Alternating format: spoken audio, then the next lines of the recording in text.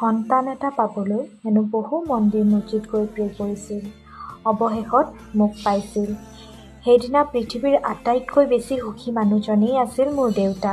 কিন্তু ভগৱান ইমান নিষ্ঠুৰ হৈ গ'ল, মোৰ মুখত দেউতা শব্দটো ফুটাৰ পাছতেই দেউতাক মোৰ পৰা কাঢ়ি লৈ গ'ল। তেতিয়াৰ পৰা আৰম্ভ হ'ল মোৰ মাৰ জীৱনৰ সংগ্ৰাম।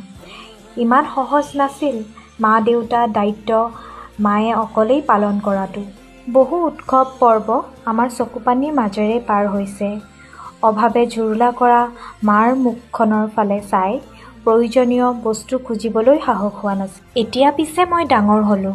মাৰ সকলো দুখ কষ্ট মই মূৰ পাতি ল'ব পৰা হ'লোঁ। এতিয়া বাকী সকলো সহ্য কৰিব পাৰিম, কিন্তু মাৰ চকুত চকুপানী সহ্য কৰিব নোৱাৰিম। দেউতা সকলো কথা এতিয়া সাধু কথাৰ দৰে লাগে। মাৰ মুখৰ পৰা সাধু কথাৰ দৰে শুনি থাকোঁ।